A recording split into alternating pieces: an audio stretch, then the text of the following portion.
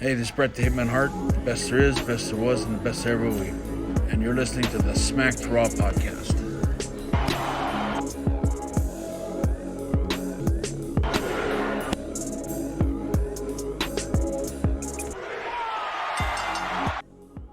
Hey folks, welcome to the Smacked Raw podcast, your one-stop shop for all your WWE and AEW reviews, recaps, pay-per-view predictions. As always, it's Kyle here, joined today by the two Kevin Crazy and AJ Styles of podcast, and Sebastian. What's up, fellas?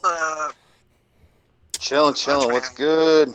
Feels like forever since you've been on the show, Seb. Now that you're down to like once a week. Well, last week is because of the internet. Usually I'm on 2 or 3 times a week. Right, yeah. No, that's true. It is true. I guess it's because you went full-time. You went full-time to sparingly. Yeah, I didn't miss a show for like 3 or 4 months. So. Jesus, that's right. It's different.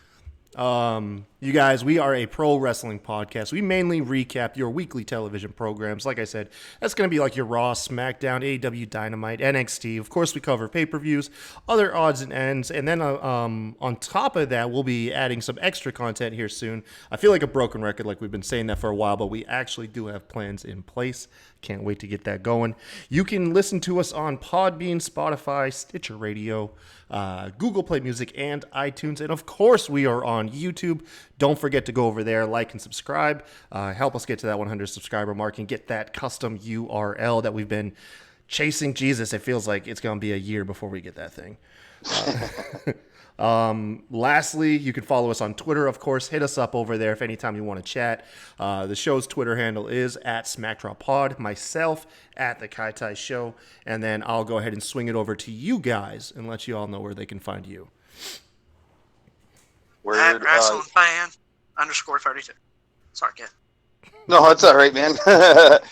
You can find me at Kevin Crazy 316 Crazy with okay. There we go. Tonight we're here to talk about AEW's Wednesday Night Dynamite. If you can't tell from this lovely graphic of Chris Jericho and Mr. Cody Rhodes up here, along with all the other gold and white and, man, greens and blues. It's a really colorful show. Yeah, it really is. What'd y'all think of the episode, man? I loved it, man. I'm big on AEW, honestly. Like, I don't think they've done much wrong since they've started. Honestly, like I don't know. I can't quite put my finger on what it is that I like so much about them, but holy crap, I love it. I love their product. Maybe I'm a bit of a fanboy, but that's okay. What about you, Seb? Overall show grade. What'd you think? It was an overall grade. Yeah. Bottom to top, averaged out. B minus. B minus. That's B or honorable. B-. From such a grump. Look, it's not a perfect product. No. It's not. No. I'm a little bit more favorable for it. I've always said you're going to get bonus points with me if you can pace the show good to keep it moving along. And I think that's one of the strongest things that AEW has going for it. They don't linger on weird segments. They don't seem to be long-winded in their promos. Most of their matches seem well-paced, I think. I'm not saying they're perfect, but I mean, I do have one question, though. Yeah. Based off what you said. What promos?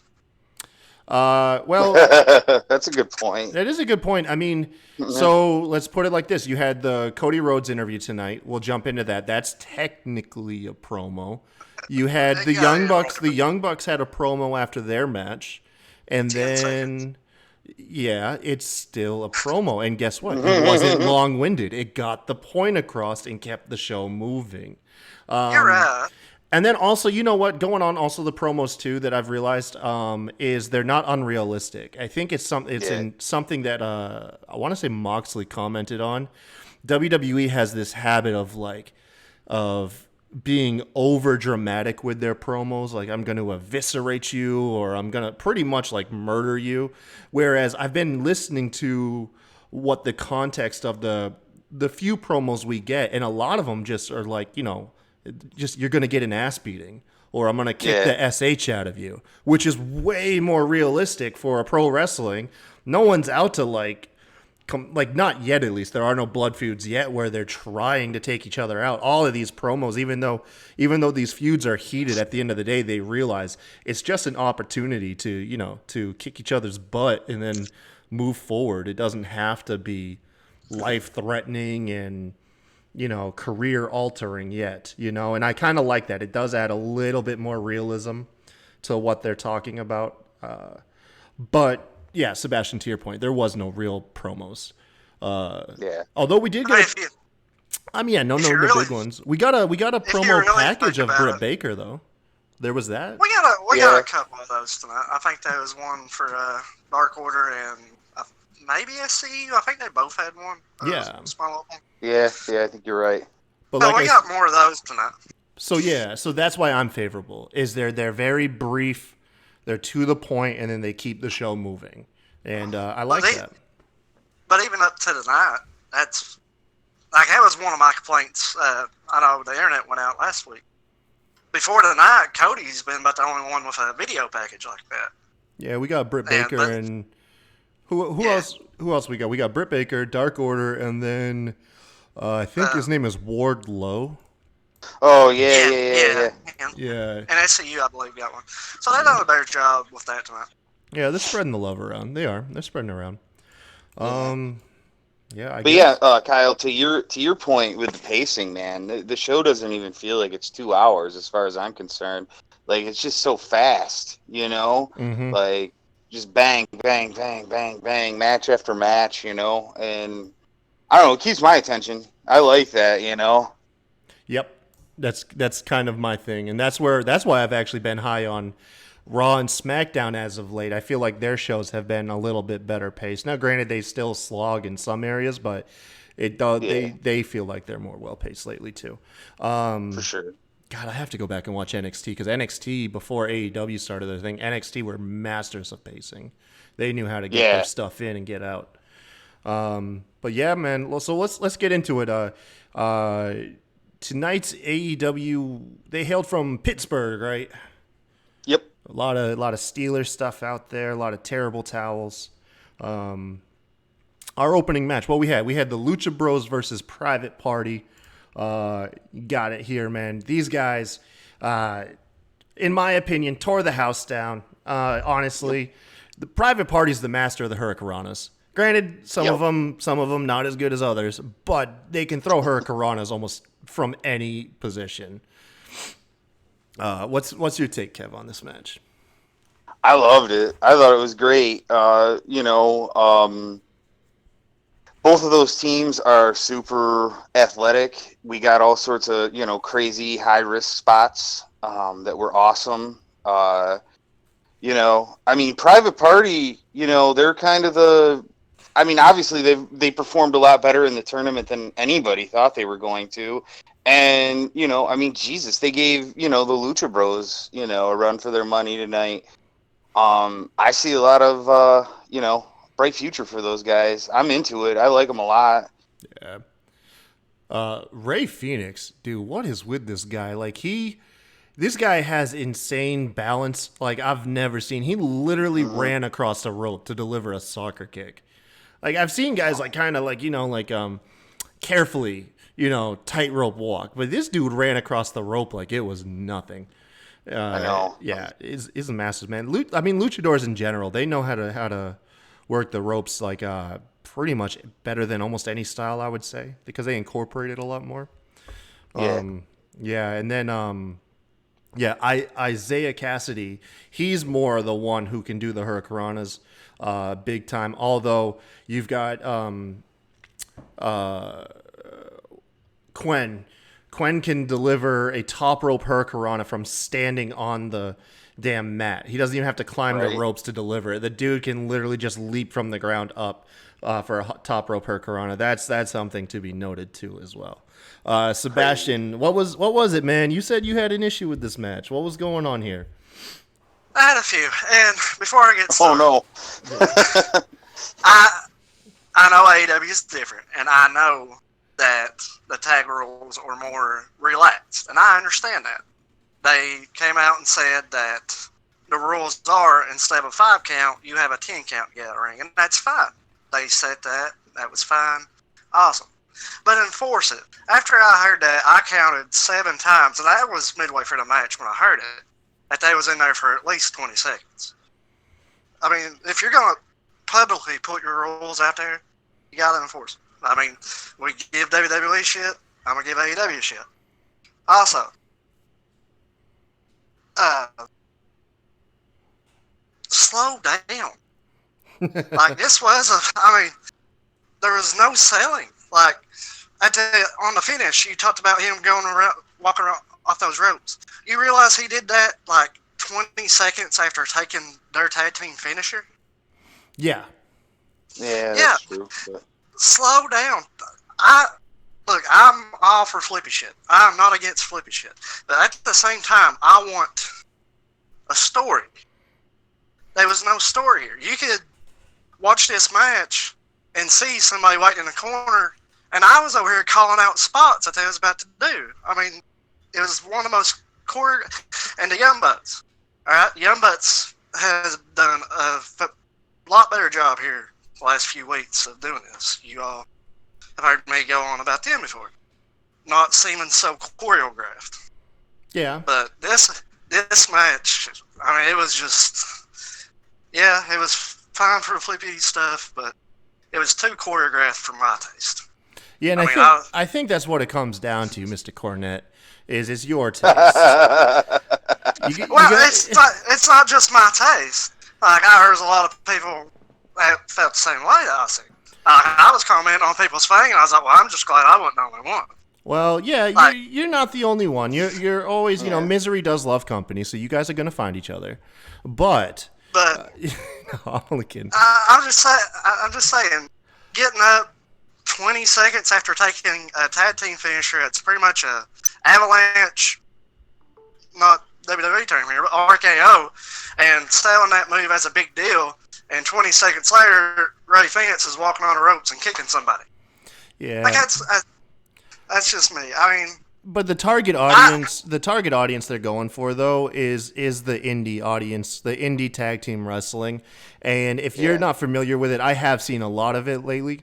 It is more spot fest. The tag team, granted, there are teams that sell better and do hold up the tradition more. But out there right now, the young, hot talent, it is about pacing, speed, and athleticism and hitting as many moves as possible. And it's not going to be everybody's cup of tea, especially when you're conditioned to respect finishers and really go ahead and sell each other's offense. But it's like these guys are supposed to be built as stamina to the max, durability to the max. Like the guy, and it's damn near impossible to put anyone away. So granted, I completely see where you're coming from, but I don't think that the tag team division right now is trying to target you. They're trying to target a different audience, I think. I just don't want to sit here and be able to call a match 3 seconds ahead of time. Right. And if I'm watching a match, right. I mean, that's just me. If I can call a match, why do I want to watch a match? I think this did it. Like, I think, in my opinion, this match was okay with me. I think it did walk on that border of being too spot fest, but I think just the athleticism alone kind of took me and was like, I was cool with it. Like, for instance, what was it? Meltzer. I know you have an issue with Meltzer, but Meltzer calling the Young Bucks and Lucha Bros tag match like one of the greatest ladder matches of all time or whatever he said, that I didn't agree with. Was to me was too big of a spot fest. Like nothing you could heavily see I mean, they had an avalanche Hurricanrana for a table and he was up doing moves not even a minute later. Well, for me, the choreograph. Oh God, help me out. Choreograph. Yeah. Oh God. Choreography. Thank you. Jesus. I just became a dullard for a minute there. No.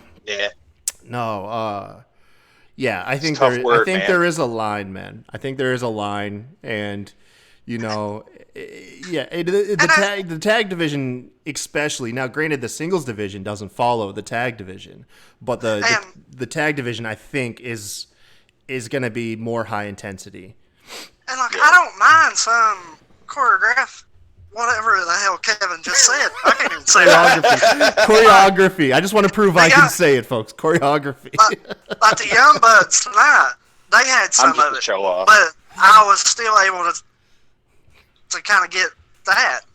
And when they faced Private Party, there was some in that match as well, but they were still able to tell me a story. I got you. Yeah. So I'm not completely against that stuff. It's not. It's just for me. This match was too much. Crossed that line. Yeah. No, and I do know the spots that I think that stuck out to you because even I saw them. Like they did. There was a couple spots that seemed forced. Like, and there was one time where the big guy, not O'Quinn, but Lucha. Oh wait, no. You're talking at a Private Party. Yes. Isaiah Cassidy. O'Quinn. Yes. Okay. Yeah, he was walking up to Pentagon.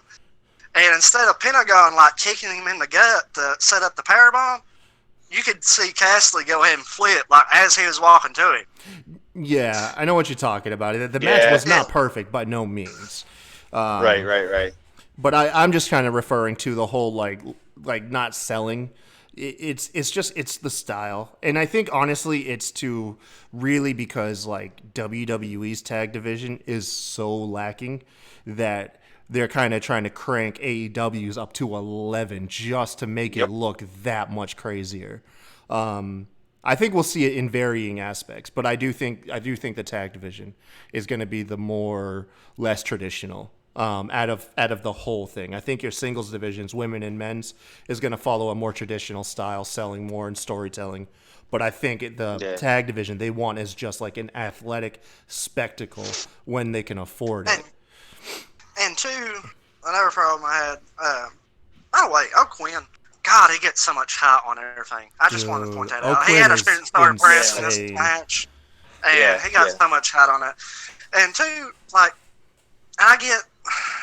we've talked about this on here before, heels and faces. Okay? Like, Lucha Bros last week took out SCU, and they was obviously the heels against Jungle Boy and Marco. Mm-hmm. And then they're out here tonight playing to the crowd like they never have it. Like, I just want consistency and stuff like that. And I just feel like sometimes that's been lacking these last few weeks. I hear you with that, with the Lucha Bros, but like I just feel like with a team like that, it doesn't really matter if they're heel or babyface. The crowd's probably going to cheer them either way, you know? And like... Yeah, I mean, it's hard to suspend the disbelief in that case, but, like, it's not really their fault, you know? Yeah, I get that. I just want, we sit here every week and say we want consistency. We want consistency. Well, I want that with them, too. Yeah, but I think AEW is going to have a hard time because, WWE tries to make up for this by making their heels have a boring style. So WWE will sacrifice the style of their heels just to make it easier to boo them. You're not going to do that with the Lucha Bros. You're not going to say, go out there and do rest holds, don't do impressive stuff, because people are going to cheer for you. Yeah, but but with their moveset, dude, it doesn't matter what they do. It's going to be hard to get boos. Like, that's fine. You're not seeing the GIF right now, but you got Quen doing the top rope hurricanrana to Pentagon Jr., and he lands and does a freaking Canadian destroyer. You're not going to boo the man after he does a segment like that. And that's fine. How can you? Adam Cole is a heel. He gets cheered. That's fine. But Adam Cole at least comes out there and doesn't play to a crowd ever in a boom. When he's in the ring, he's being aggressive. I got you, man. Stop asking for the cheers at least. Stop playing to that crowd. I got you, man. Yes, that's what I'm saying.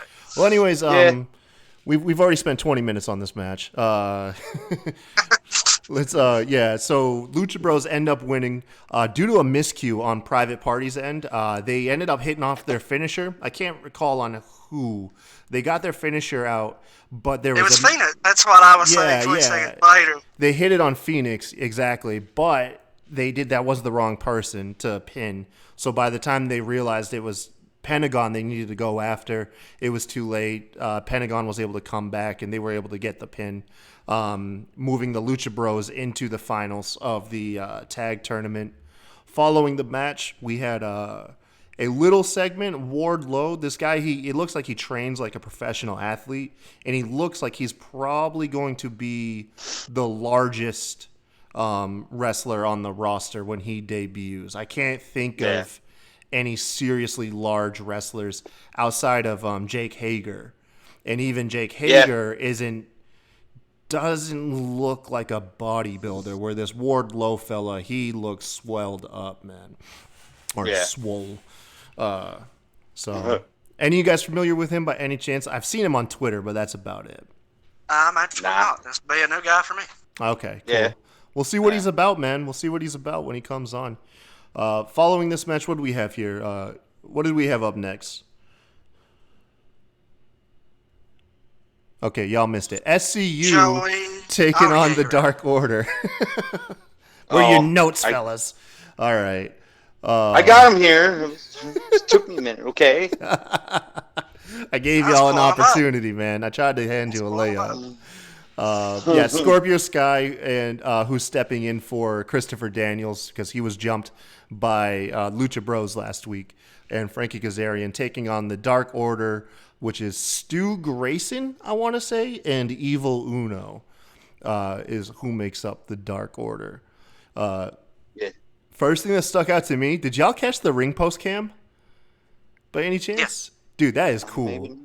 Yeah, they've done that a little bit everywhere. Yeah, they got a camera in the ring post, man. I thought that looked dope as hell when I saw that. Huh. Yeah. But I guess I didn't notice. Yeah, the Dark Order. So this should have been more up your alley, Sebastian. This is more of a traditional tag match, selling and psychology with the heels distracting the ref, and taking advantage. This was definitely. And we still had our flippy stuff with Scorpio and Chris or Kazarian. I'm sorry. Yeah. We got the gif going on is Stu Grayson running across the shoulders of Evil Uno and Scorpio Sky hitting that Hurricanrana on Frankie Kazarian. That was so awesome. He even ran across the ref. The ref, yeah. That was so cool. Yeah. Oh man, dude, I'm kind of coming around to the Dark Order. I don't know what it is. I think this was the first match I've enjoyed of the Dark Order. Yeah, me too. Me too. They didn't play on the hokey stuff too much this time. It was the hokey stuff was reserved for just their entrance. They just went out there and worked a match. Yep. I mean, we don't need that. Just it was believable too.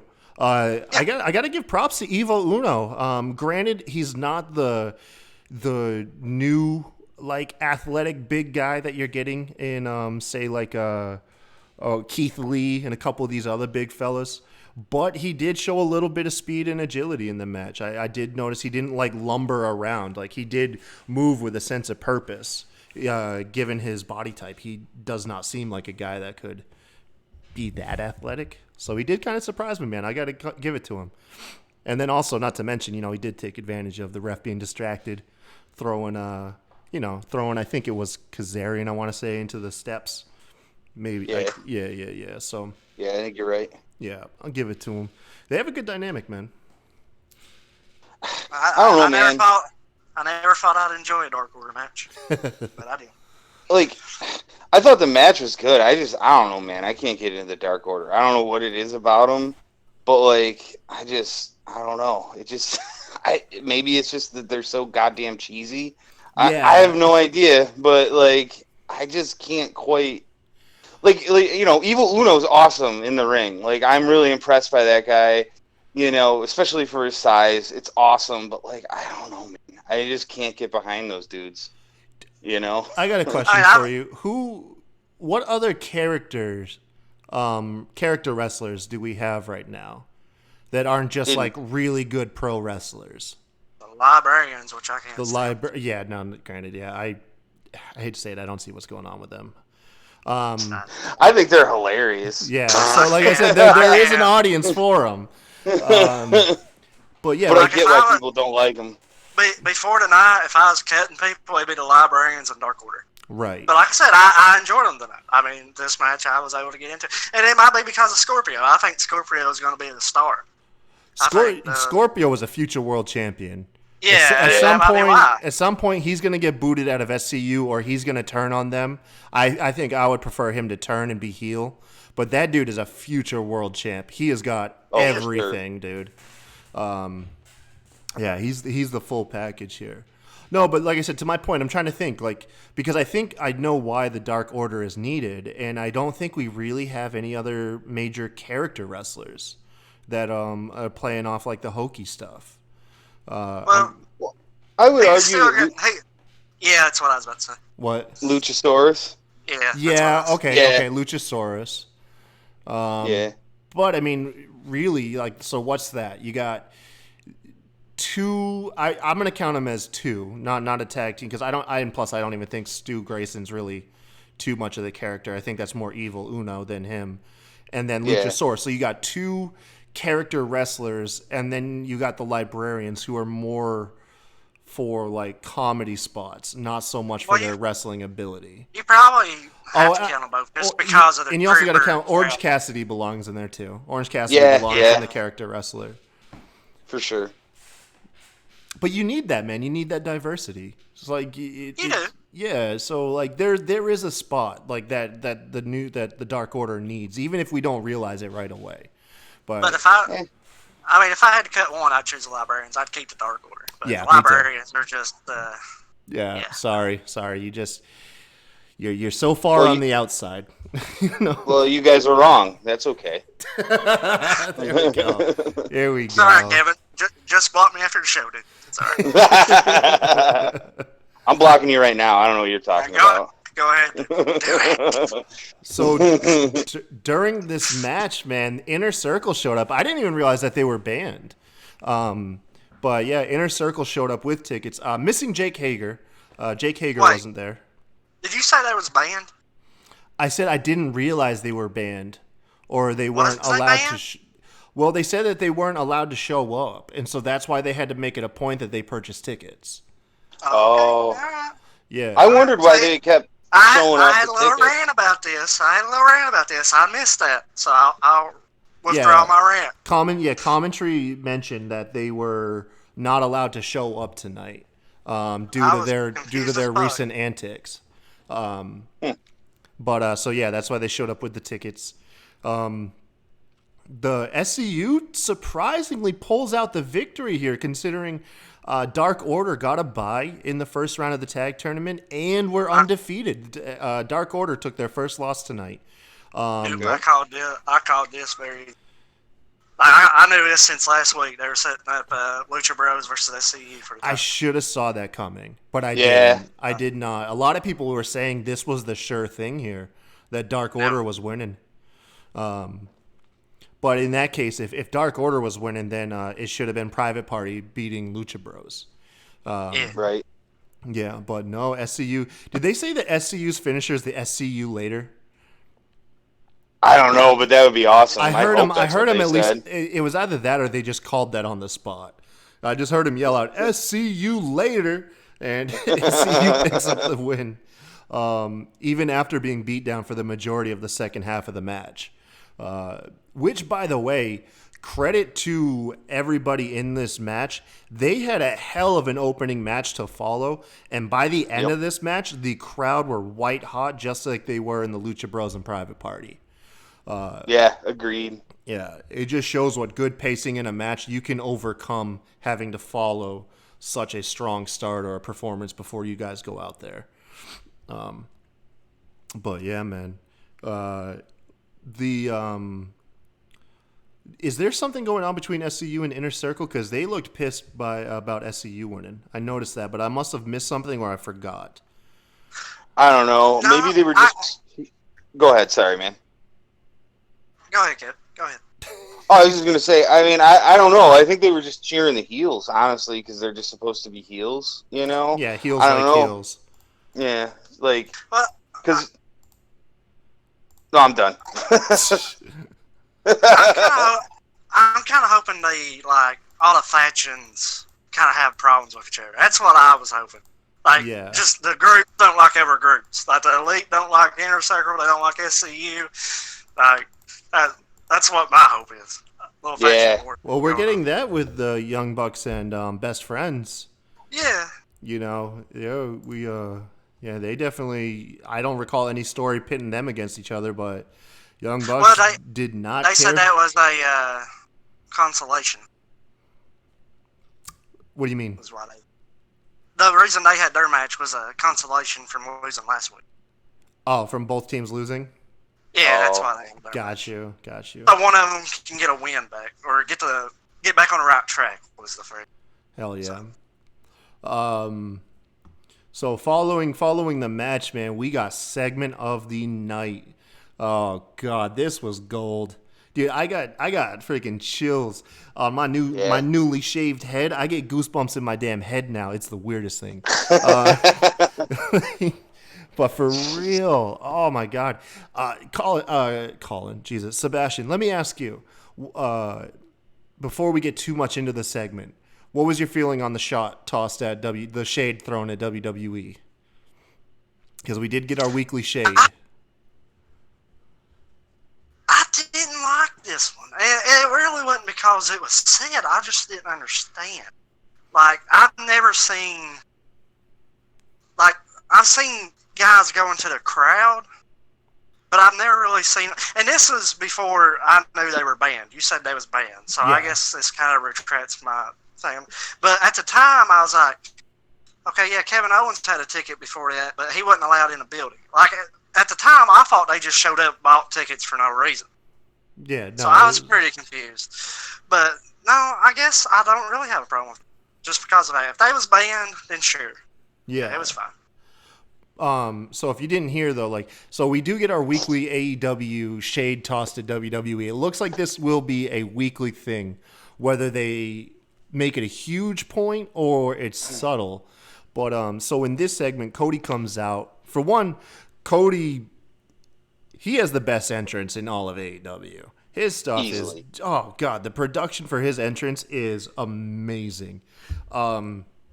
He comes out to the ring. He's getting interviewed by Shivani. He has a major announcement, which I don't think we got. But the inner circle start heckling him. They all got air horns, which was clever. This is clever.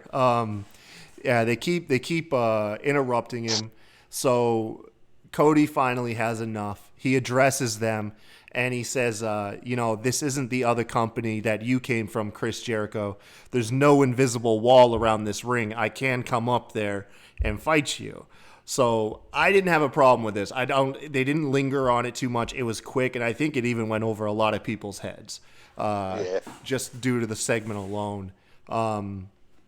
Eventually, Jericho, who is just probably the best on the mic in the company right now, calls Cody a millennial B word. And that was it, man. Cody starts to hop the wall. Inner circle. State the obvious. There's 4 of us, 1 of you. So then we get the all-star lineup. Boy, this was a good lineup, man. Yeah, so out comes first Dusty Rhodes, who his entrance music is totally a ripoff of Brain Stew, isn't it? Thank you. Yeah. Thank you. Every time he comes out, I think that, and I'm just like, this is just the dumbest. Hey, I change like his it. music. I don't care. I like it. I don't care if it's a blatant ripoff from freaking Green Day. All right, it's still good. I don't know. It is bad. Following, so we have 2 on 4, but so we have to get more people. Following Dusty, we get MJF. And then who's the 4th man? I thought it was actually going to be Young Bucks, and they were going to outnumber them. But, man, I'm glad I was wrong, because out came Mr. DDP, dude. Oh, dude. Huh? I didn't like that one. Dude, the crowd went nuts. Great. Sorry, you are alone, Sebastian. Crowd went nuts, man. It was a cheap pop, man. It's a cheap pop. No, I guess it ain't really him coming out, but you're the inner circle where you're a bunch of badasses, but you're scared of a 60-year-old DDP and a 50-plus-year-old Gold Dust. Hey, now, listen, man. I'm just saying. Gold Dust can go, and DDP's got DDP yoga. All right, that I'm ain't just no saying. joke, Tony. That ain't no joke. I'm just saying, Power and Proud, or whatever the hell it's called, is one of the top tag teams I in the think world. Pride and Powerful or something. Yeah, Hey, look, and, you try to get Stan through. McNair's young Listen, kid. man, you try to get through a strength and endurance session with DDP yoga. I'm telling you, you be gassed, man. You blow up first 15 minutes. If it was me, I'd be laughing up there like, come on, man, come on. No, I liked it. It served its purpose. I loved it. Yeah. Now, the overall great. segment, I mean, it was entertaining. Hell You know, when he yeah. busted the glass and they fought. Now, at the end of the day, anytime you have a 4 versus 4 brawl out in the concourse area, you're going to be entertained. It don't matter who it is. You're just going to be like, oh, that's cool. That's very true. Yeah, so, now, I love the Dippin' Dots line. yes. Oh my god, dude! God. I lost it. That was like vintage JR. That was so good. Like that reminded me of being like 14 and watching wrestling Monday Night Raw. Like that was so good. Holy crap! Justin Jericho took that kid's crutch. Yeah, that was hilarious. Yeah, man. Oh. And also, what I loved about this, no security went and was holding fans back. It just added a sense of realism to it. Right. So, yeah, I mean, I wasn't a fan of, who all came out, but as far as the overall segment, yeah, I mean, it was a fun segment. But like I say, anytime that happens, you're going to be entertained. Yeah, it was good, dude. They fought up and down the concessions. I did so the security, I'm pretty sure, is their up-and-coming talent, but they had legit cops there that took place, because that was legit gear, especially when you compare to Monday Night Raw's police officers, which, like I said, were wearing Party City outfits. That was some legit police gear. So I did like that. I loved the whole segment. I'm not gonna lie, from top to bottom. I got chills when I heard DDP's music, because I knew he wasn't gonna come out there and go in the ring. He was there as a body for a silly brawl, Oh, I'm a poor Rob here. They said something about Cody making an announcement. They didn't make an announcement. Yeah, because he couldn't get it out, man. Yeah. He could have went backstage and been like, all right, here's what we're saying. No, he got arrested. They called it. Yeah. Yeah, they called it later in the night during, let me see. Yeah, during. Oh, you're right. They did say he was in a holding room. I did. Exactly. Yeah. Yeah, after the Britt Baker match, they announced that he was in a holding facility. So that's why he literally could not make the announcement. And I did like the fact that they brought up the scarf, and that's what Cody used to bust through the window. I thought that was a nice touch. Yeah, that's actually the GIF is Cody punching through the glass door. I got nervous at first. Who wears a scarf? Yeah, the first thing I saw is all those pictures of Chris Jericho. Hell, that's how him and Kevin Owens became buddies. Was Kevin Owens messed up one of his scarves, and their feud turned into a friendship. Yeah, man. No shit. I got nervous though whenever I saw MJF go in there. I thought, dude, he grabbed that broken glass, but looking at this GIF now, he didn't. It was just the camera angle. But I got nervous. I was like, ooh, I thought someone got cut, man. But yeah, the brawl finished. Jericho, dude, Jericho has the best, how do you explain it? The look on his face when you get the one up on him, the like the angry, pissed off, defeated Jericho face is it's a thing of beauty. Like I don't know, man. He looks like so messy and messed up, and he's just trying to yell through the pain. Oh, I love it. I love it. Oh yeah. Man. Like when he was on his knees holding the ticket up, and he's like, "But I have a ticket." Yeah, exactly. That was beautiful. The whininess. It's so awesome, man. Jericho is a gem. Oh man. Speaking of gem, we got the what was it? What was up next? It was the rematch. Oh shoot! No, actually, you know what was before the segment? Actually, I missed this, man. We actually had the Kenny Omega match that was before this segment. Right. Yeah, no, I have my gifts backwards. Forgive us, folks. We didn't forget about the Kenny Omega match. We just have our order wrong. That's all. Yeah, the rematch for the AEW Dark match. Did you? I missed this one, but did you guys see the first match with Kenny and Janela? Oh my god, it was so good. Hell yeah. It was, but the thing is, I mean, this was a little different because the dark match was an unsanctioned match, like what they did with Moxley and Janela at I can't remember which event they did, But anyway, so it was like a hardcore match, like, they were beating each other with chairs and stuff like that. Omega, won with a one-winged angel. But, I mean, it was exciting, I it heard was he did crazy. like the one-wing angel on a chair. Yeah. That to me You're right. sounds like a death sentence. Oh my god. Yep. Yeah. No, I mean tonight's match, as far as I'm concerned, was just about as good. I mean, not quite as exciting as far as like chairs and stuff like that, but it didn't play still... to Janela's strengths. Right. And that was the story of the match was is Joey Janela's technical ability to able to match Kenny Omega, and that should be an obvious statement. Like, wrestling logic or not, like, no, Kenny Omega's best in the world, man. That was pretty much the story, right? Like, Janela was respectful in the beginning, but just outmatched by Kenny, right? I did miss like the second half of the match, so I'm asking you guys. Yeah. No, I'd say that's accurate. Yeah. It sounds right. Sebastian. Yeah, that was it. Now, they told a story, and I really liked the story. Omega wanted to prove himself, kind of, not to him, but to Moxley, he can go hardcore, and that's why he had to match Janela. And to counter, Janela wanted to prove he could go technical wrestling with Omega, and I liked that story.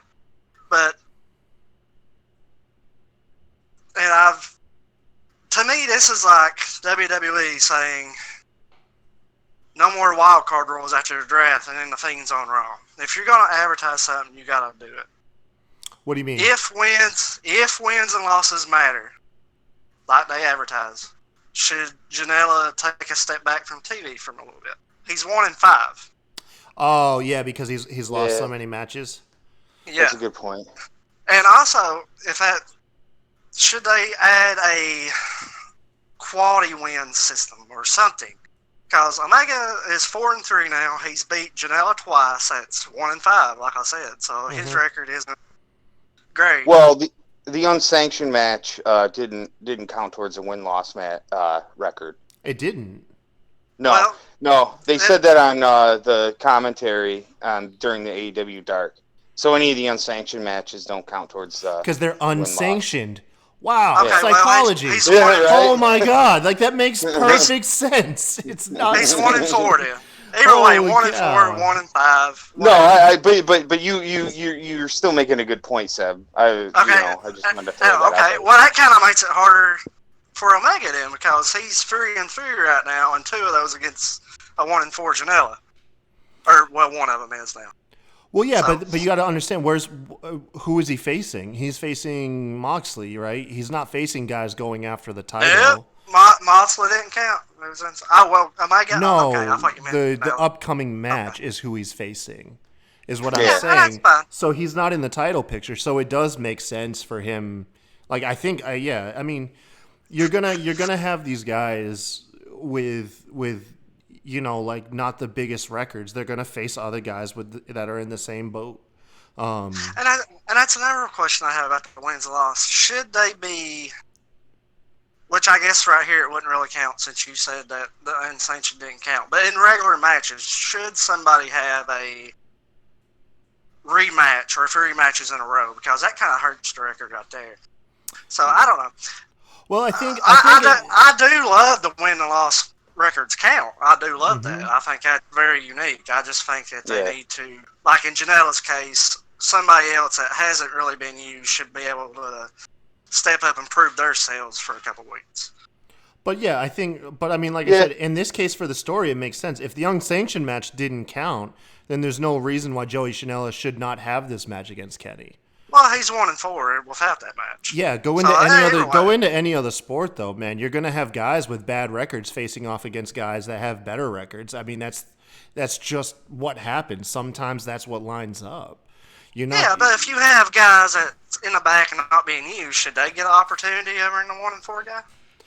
Yeah, but I mean, like I see what you're saying, Sebastian. But the thing is with the win-loss records, storytelling is not going to be the easiest thing to do here. You're gonna have to make some exceptions. They can't. Not every match can seem like the perfect matchup. You know what I mean? You're gonna be able to poke holes if you try to poke holes. Which I'm saying after tonight, I think Joey should take a step back. I mean, you can argue this match. You're Yeah, right. that's fine. The one match didn't count. So, on record, Kenny and Janela never had a match to begin with. So, that's fine. But after tonight, I feel like they should just... Yeah, Janela's not going to go out there and face... I mean, you could have Janela face Darby Allin, who you know has been putting on great matches, but he's been coming up short. You know what I mean? So you can still get him in high-profile matches against other guys who don't have the best records. But... You know what I mean? It's like, where do you draw the line? Should Janela only be able to face guys who are winless or only have one win to their name? Or, you know what I mean? Well, that is the only guy he's beaten somebody that ain't won a match, but that's besides the point. Who did he beat again? The Brandon, he was in on AEW Dark, the 3rd episode. Got you. It was the same guy MJF beat a couple weeks ago, I'm pretty sure. Okay, I know what you're talking about. Yeah. So, I don't know. I understand right now it's kind of hard because not everybody has these big records, or I don't think nobody has more than 8 matches. I'm biggest 4 and 3. So, but I don't know. Just when records start sliding, I feel like they should give somebody else a chance that hasn't been in. Yeah, you're right. Yeah, I mean, like I said, we still have like you said, Darby Allin wasn't here this week. We still got him to throw out there. We still have oh god, why is his name slipping me? The other guy who's really hardcore. Jimmy Havoc. Jimmy Havoc. We'll get him out there. You know, there are other guys that we'll get out there. So we'll see. I mean, right now we're just we're being cautious about something that hasn't happened yet. You know what I mean? So we can. I keep the same energy, man. I mean, if it was WWE doing the same thing, I'd say the same thing. I just plus, like we've been saying for a couple weeks too. I feel like AEW is trying to, showcase the tag division too. Yeah. More than the singles. So maybe after this tournament, we'll see more of like a shift. Yep. So who knows? I completely agree. Although I still think we're going to get at least 1 to 2 tag matches every show. I hope so. I kind of hope next week we get Dark Order versus Private Party, since we had a consolation match tonight. I'd like to see that. That would be cool. I'd be totally into that. Like I said, I just like consistency. If you're going to do it for one tag team, then everybody should kind of have that chance to get a win back, I guess. Yeah. Not the Young Bucks that's kind of in charge. Everybody. So we said that Kenny Omega ended up winning this. He got a V-trigger into the One Wing Angel, and he beat Joey Janela.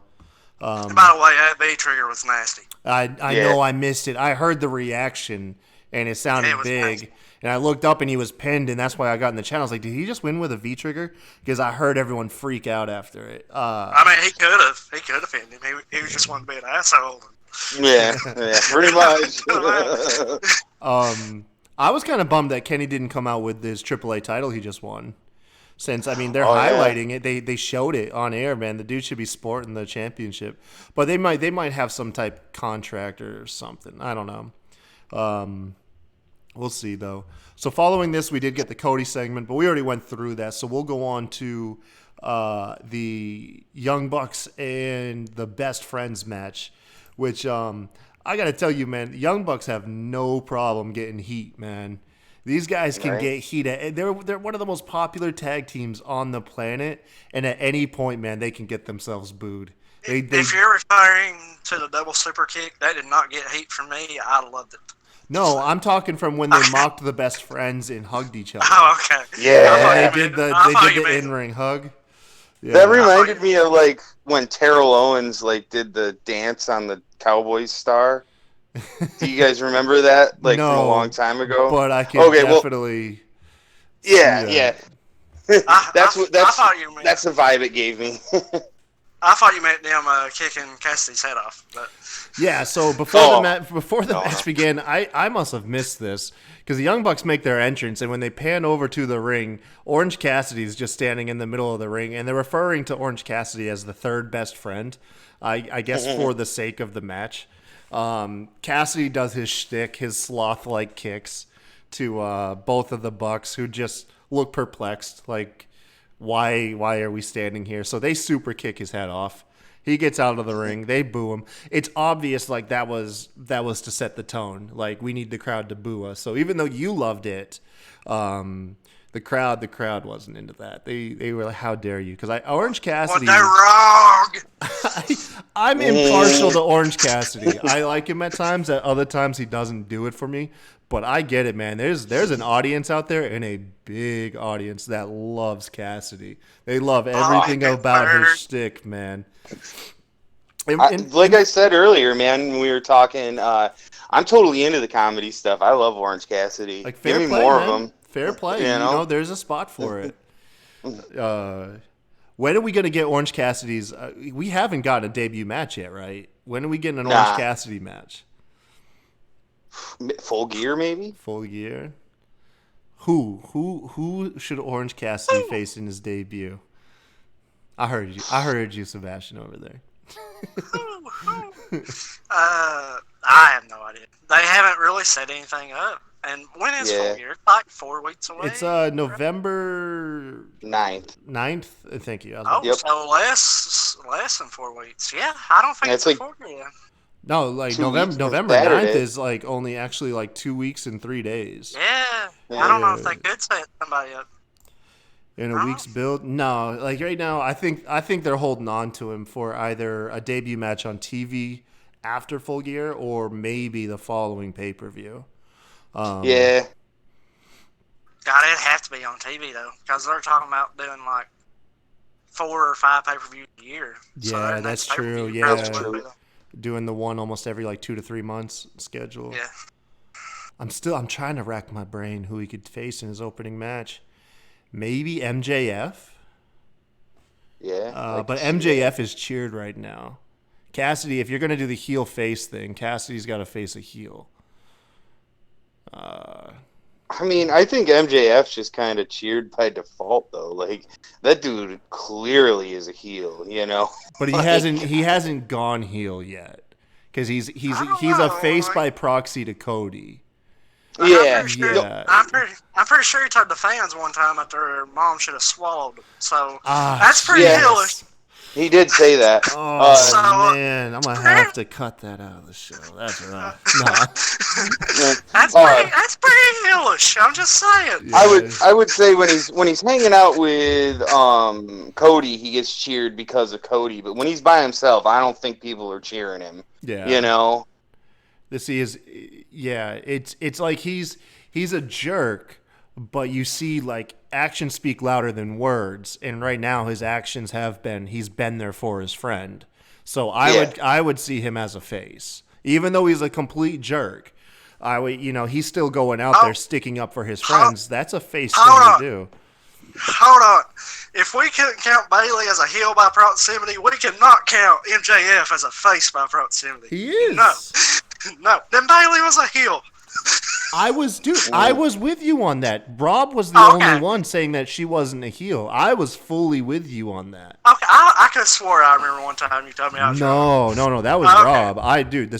The second Bailey jumped, who was it? Becky Lynch. Becky Lynch, Yeah, I was like, no, she's a heel. She's just Okay, I could have swore me and you got into it once over that. no, Okay, Rob, all man. right. That was all Rob. Okay, we can say MJF is a face then. Yeah. I'll get it. All right. Well, anyways, let's get back to this match, man. Young Bucks and best friends, dude, they got chemistry, man. These guys are always gonna put on a good match. Cassidy even got in on the action. He dove off the top ropes to the outside with his hands in his damn pocket. Of course he did. How do you casually dive like 15 feet, like your hands in your pocket? Oh my god, I don't that's know. so dangerous. That is, dude. He makes it look cool too. Like, yeah, yeah, he really does, man. Oh my god. But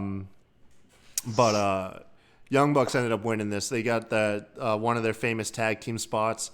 They rolled through with like a rolling senton, hopping up onto I think it's Matt hits the rolling senton while Nick jumps over him into a 450 splash, and then Matt jumps onto the ropes and hits him and follows it up with a moonsault. So it's 3 big moves in succession, and they end up beating Best Friends. And afterwards, they pick up the mics and they accept the challenge from Santana and Ortiz for a tag match at Full Gear, which that's going to tear down the house. Like that is. Oh yeah. That I bet that because I don't think we're going to get that overly flippy stuff there. Like I think that's going to be a nice, hard hitting, brutal match with a lot of high spots. Well, the Young Bucks, like I said, Young Bucks last couple matches have done a better job of telling a story. Yeah, they still have their high spots and a few moments here and there where you could tell exactly what's going on, but for the most part, they've done a better job the last couple. Yeah. Oh, I completely agree. I think they just go back and forth. I really do. I feel like they go back and forth. They reserve pay-per-views for their overly choreographed matches, and then their weekly stuff, they tone it down for a more grounded approach, which but I think at Full Gear, I think we're going to get probably, in my opinion, I think it'll be my favorite Bucks match to date on AEW, that is. I have faith in that one. Yeah. Following this, we got a promo for Britt Baker, a homecoming for Britt, saying that Dr. Britt Baker is in Britsburg. Everything Steelers. She comes out in a like a modified Steelers trench coat. She's got the Pittsburgh Steelers mascot following her. She's waving a terrible towel along with the crowd, completely playing up the hometown and the Pittsburgh vibe. Sports vibe, which is cool.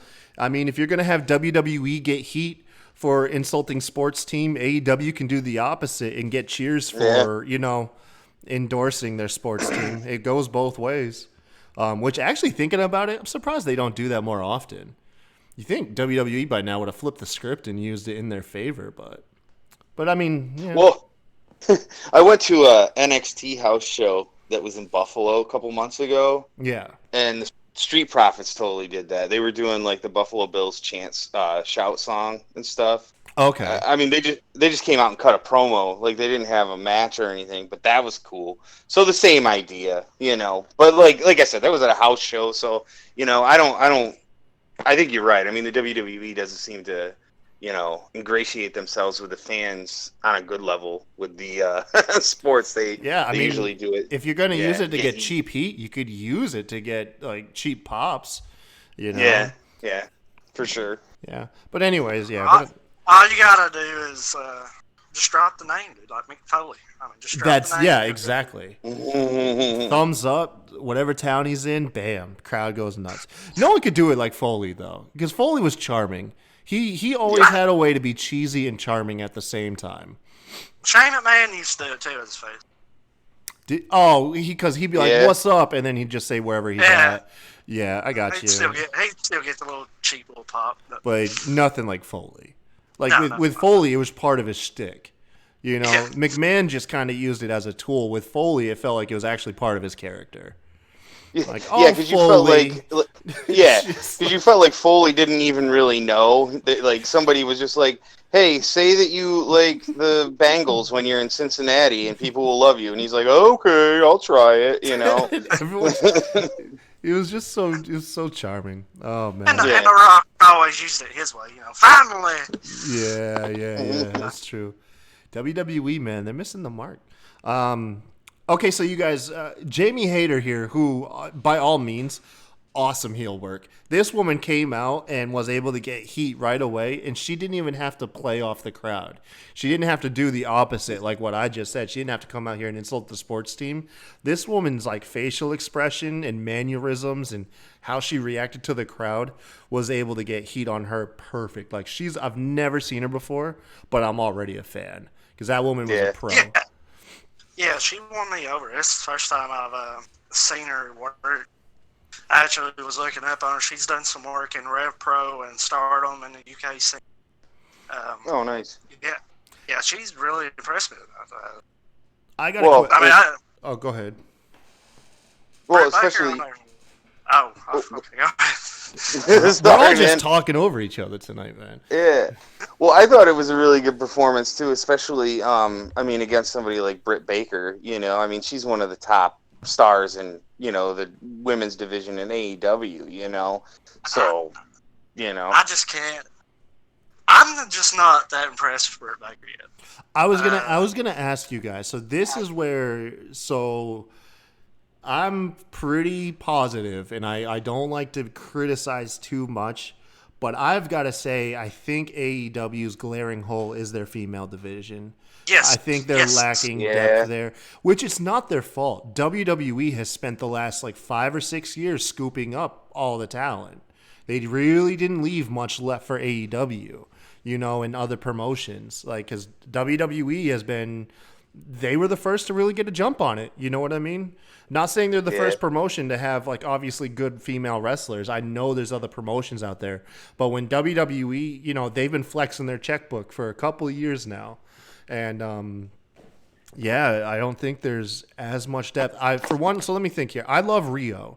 I love Rio as well. But she does not have longevity. She is going to be I'm going to go out there and say she's going to be a one-trick pony. She's always going to be an underdog due to her size, and there's not going to be able to create too many characters with her. I see them messing around with it at some point, but I see her wearing out her welcome at some point. I think she's a great inaugural champion, though. I think she is an awesome inaugural champion. But haven't seen much of Bea Priestley. Not familiar with her, but I know her character seems really good. Britt Baker is solid, but when you're talking elite level talent, I'm just not with Britt Baker. And I want to be. I want to like Britt Baker. Yeah.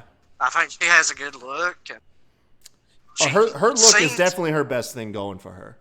And that's not like a sexist thing. I think she really has a good look. Yeah, she does. As a pro wrestler, she has a good look. I'm not saying that she's sexy or anything like that. Just as a pro wrestler, she has a really good look. And I'm trying to be patient with her because she just finished dentistry school last year. Right. Oh, wow. So she bounces back and forth. She's going full-time, full-time wrestler, full-time dentist. She does both. Yeah. So I'm trying to be patient, but if you're... Well, I guess Rio would be the number one babyface right now. But I just don't see her as a number 2 babyface right now. I don't. Yeah. I could see her being a great heel, though. Using this in her advantage, because, that is one of the opening criticism is that she does come across as kind of bland. And after a while of being referred to that, you can come out and create a heel persona off that. Which I bet she'd play a better heel than face. I bet you. I can almost see it. I agree.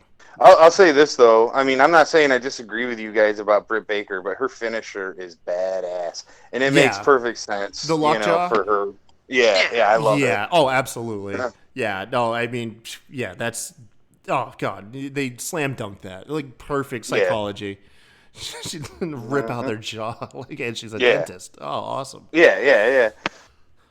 But I'm trying to think. I'm trying to think of the women's division as a whole, and there's not a lot. This is the thing, and this is when I say we should have more promos and stuff on the show. It's a way to get to know some of the female talent, or even some of the male talent that really hasn't been out there shining in the ring, just to introduce them to your character. I feel like they haven't done a great job of doing that. Yeah. And that's one of my criticisms of AEW so far. Well, we haven't seen Awesome Kong on TV yet. Yeah. Or Aja Kong for that matter. I think that they're probably going to be, a bigger deal at some point. Yeah, and they will. They just need to introduce them. And the Bea Priestley, 2 weeks ago, her and Britt hated each other. Last week, Britt had a title shot, and then this week, Britt had a match. They could have easily shot backstage to Bea and had a comment from her. Well, Yeah. B. No, you're right. Yeah, build that story. You're absolutely right there. Playing off what you Yeah. said, Kevin. I think Awesome Kong and Aja Kong, more Awesome Kong though, needs to stay off camera and then debut her after a big babyface title victory. Yeah, Like, I hear you. you know, I think because you had Nyla Rose. Say what you want about Nyla Rose. That was a perfect opponent for Rio to overcome because no one was expecting Rio to win. And I think you get one more big babyface championship victory that you don't see coming, and then you introduce like Awesome Kong and be like, that's it. And she absolutely destroys the babyface champ. And that'll make a much bigger impact than rolling her out and say do a squash match or something like that. I think you hold that card to your chest and pull the trigger at the right time to get the max out of. But that's just like one person. You know what I mean? You still have to build a division. Like, how do you get another babyface victory? Rio, I mean, who do you even have for your champion right now? For Rio. That's what I'm saying. They've just done, in my opinion, they've done a pretty awful job of just building that division. I wouldn't say awful, but I would say lackluster. Well, I mean, when you can't name more than 3 people, then, I mean, you don't have to put them out there in front of the crowd. Just have a video package or a backstage promo. Introduce us to them. I mean, it's definitely the weakest division in AEW, for sure. Yeah, there's no doubt. Yeah, that probably explains why after the match, we had Brandy pissed off, man. So mad. Look at Brandy right here, man. She's throwing Hayter into part of the set while she's trying to get announced by Jen Decker, and then Brandy throws her finger in Decker's face and is livid. And for the life of me, this has got to be the most perplexed thing going on here. Is this a botch, or are they building something? I was so mad. Why were you mad? This was one of them perfect opportunities. She could still attack her, but let her talk first. Oh, you talking about Hayter? Yes. Yeah. This is one of them opportunities I was just talking about. Let us try to figure out who she is. I didn't know anything about her until I went to Google. They could have saved me that trouble. That's true. And they did attack her. Like the Cody promo earlier, I was excited then. I was like, we're finally, because at the end of the day, and the Young Bucks had like a 5-second thing, but at the end of the day, the Inner Circles promo is really the only promo that we've had that didn't either get interrupted 2 seconds in or just was 2 words. Yeah. Well, come on, Sebastian. What do you want, sports or promos? I'm just kidding, man. I want character development. I want to be me too. You know what makes me nervous, though? You know what makes me nervous? What's Brandy's role in the company? Oh, I know. That worries me too. That worries me too. We might be getting a heel authority figure. That worries me too. Yeah. Man, I don't know. But if she's only like a heel authority figure towards the women's division, I can see that, because they've been playing that. If you ever follow Being the Elite, they've already kind of played that Brandy Rhodes has done some sly stuff there. But yeah, this could. I hope I'm wrong. I hope this is not the heel authority figure. Brandy is putting hits out on the baby faces like Britt Baker and Rio, and she's snapping because the hired guns aren't working. Like I said, I could be way off base. I could be way wrong here. But since we're not given much to work with in this segment, we're forced to use our imagination, and that's maybe it's 20 years of watching WWE. You know what I mean? But yeah, that's making me jump on this. But I can't think of anything. I agree. Yeah, I can't think of anything else that this could be. Really can't. But the no promo thing to me is so perplexing, because if you've been having the time to go watch NXT as well, they're not doing them either. It's like one of them got the word or the heads up, but one of them's not doing promos. So the other one's like, okay, fine, we're going match after match too. Just trying to get those 4 to 5 star matches. It's a battle of match quality right now. Yeah, it's both of them doing it. So I'm really interested just in that. But I mean, to be fair, I don't feel like NXT did very many promos before either. You know, they throw like one in a show. You know, usually, but yeah, they didn't. But at the same time, you still had like Candice LeRae's journey. They still found a way to develop that character. And I don't get that feel from anyone in AEW right now. No, I get you, but like it's been a month, you know. Like how much development can you do in that? You know, and that's the thing. You got this brand new audience trying to check you out. This should be the time where you try to introduce and try to gain that audience. Yeah, that's true. That's true. We'll go on to the main event now. We had Jon Moxley versus Pac. Of course, this was set up last week when they had their tag match, and Moxley didn't take too kindly to Pac, preventing him from getting themselves disqualified. So Moxley hit him with the Paradigm Shift. I always forget that DDT name. The Paradigm Shift, walks out on Pac. Pac gets beat down, ends up losing the match for his team. So this is the main event of tonight's episode, and what a deserving main event too, by the way. I really don't have much issue with this. The Moxley comes out, he gets blasted during his entrance by Pac with a chair. Pac beats him down relentlessly, and then goes into the ring. Moxley can barely get to his feet, but he persists to get in the ring himself and get the match started.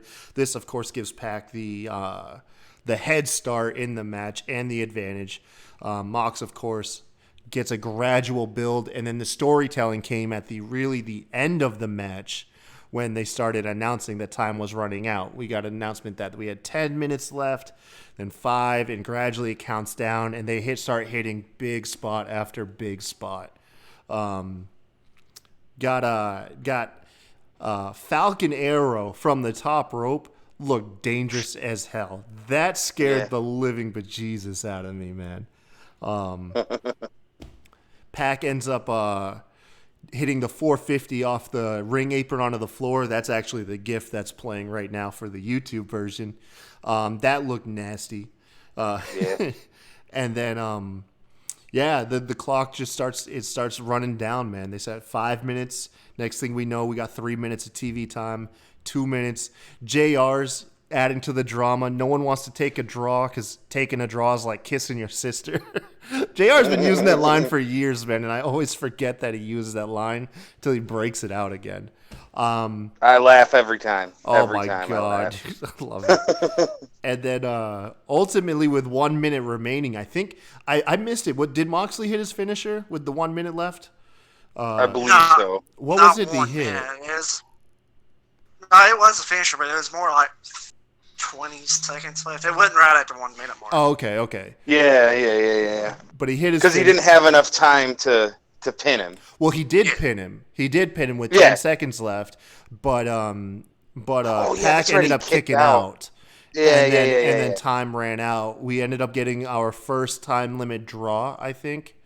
Of the TV. Of television. Yeah, on TV. Yeah, on TV. That's right, because, Cody had one with Darby Allin. And then, Moxley pissed. He hits his finisher on the ref. And then, so both these guys take a draw. This is where we differ, Sebastian, because you're convinced off of an earlier segment that a draw equals a loss. No, it wasn't just the earlier segment. JR's been saying that for like 3 weeks. It ain't just been the tag team matches. Like, I know what you're saying. He has said that because earlier in the night he said if you go to a draw in the tag team tournament. Yeah, because he said if the Dark Order and SCU draw, then the Lucha Bros have the titles, and I don't know exactly what you're talking about, but he said that in single matches too. He said record wise, like on paper, it's just as bad. Which that's an error on JR's part because no one likes a draw, but it's not a loss. It's just like it's pointless. It's like there's no conclusion to the match. It was a waste of time on both guys' ends. But no one goes down the card due to a draw. There's just nothing. I don't have a problem with the draw specifically. Like I told you 5 minutes before this match ended, we're getting a draw. Like I called that. Yeah. And I thought that was the best way to go because. I was worried they were going to rush a finisher. I was worried they were going to rush a finish, and it was going to. If Moxley loses, he would have fallen to 1-2. Like he would have had a losing record, and then Neville would have been even after a strong start. So I thought the draw was a smart way to go. Man, you're going to get us heat calling him Neville, man. Did I call him Neville? Yeah, you're going to get us some heat, man. I'm sorry. I did not mean to say Neville. He's a bastard Puck, okay? I'm sorry. He's a bastard, all right? I'm sorry. I didn't mean to. I did call Moxley, so it ain't like I did it on purpose. I thought you had something personal against him, man. No. And like I said, I thought it was a very smart thing to do. I just wish, like, when Justin Roberts says 2 minutes remaining, you see a little more urgency. Yeah. That's all I was saying earlier. Like, it felt like even after that, they were still working. Yeah, they were hitting high spots, but they just wasn't no urgency. You know what I mean? They were selling for no reason. They were, like, acting like they were more hurt or they were more winded than they really were. And if you go throughout the whole night, in every other match, that wasn't the case. It didn't matter, but just this one time. So that was all I was saying. I just wish they showed a little more urgency to not want to go to a draw. But I thought it was well booked. Yeah, that makes sense. I hear you. But I can see that. So where do we go from here? We got Moxley and Omega at Full Gear in their street fight, right? Or what's the official? I think it's just a regular match. I'm pretty sure it's just a regular match too. No, man, they got barbed wire bats and brooms. That's not going to be a regular match. No, I mean as of right now, I think it's just announced. They'll probably change it. For the show. And then who we got lined up for Pac? No one. No one. Yeah, there's only 3 matches. I kind of feel like they might throw Pac in a triple threat because Pac's interacted with Omega the last couple of weeks as well. Yeah, so, we could use more multi-man. I bet AEW. I mean, because we already got it with Allen, Havoc, and who was the Janela. And that triple threat. Oh my God, was a thing so of beauty. Oh my God. I need more of those. I need that match like over and over again. That needs to be like a monthly special. But I'd love to see a 4-way elimination match in AEW. I bet that would just be insane. That would be good. You can get a good half hour to 45 minutes out of one of those.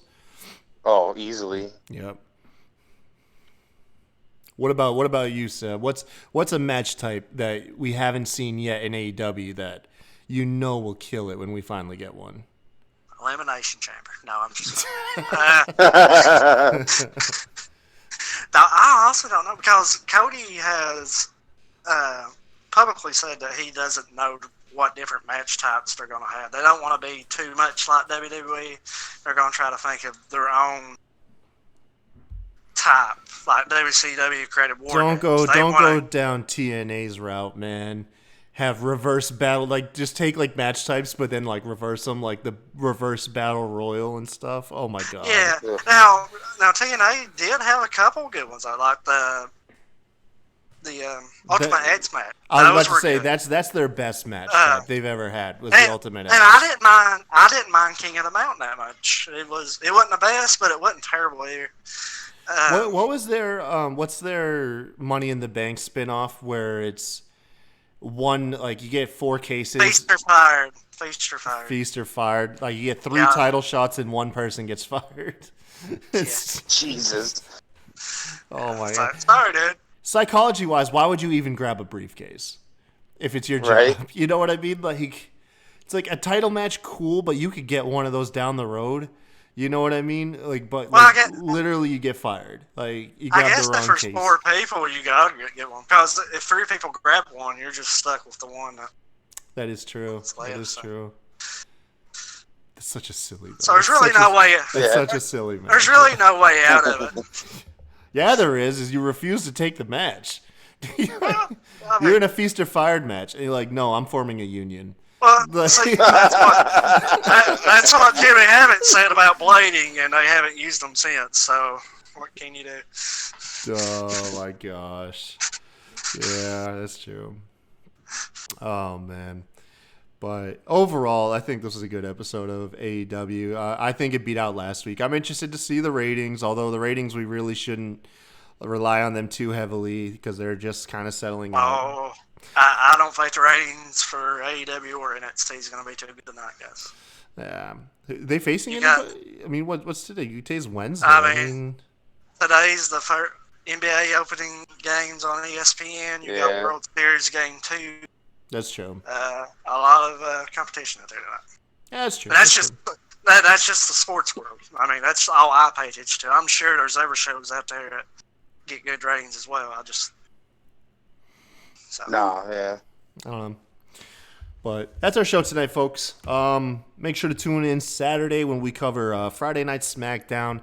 Once again, if this is your first time listening to us, we put out at least about 4 episodes a week. Probably going to be bumping that up to 5 here soon.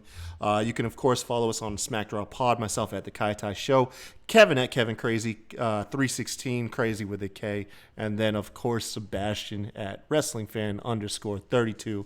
Until next time, y'all have a good one. See ya. Peace out.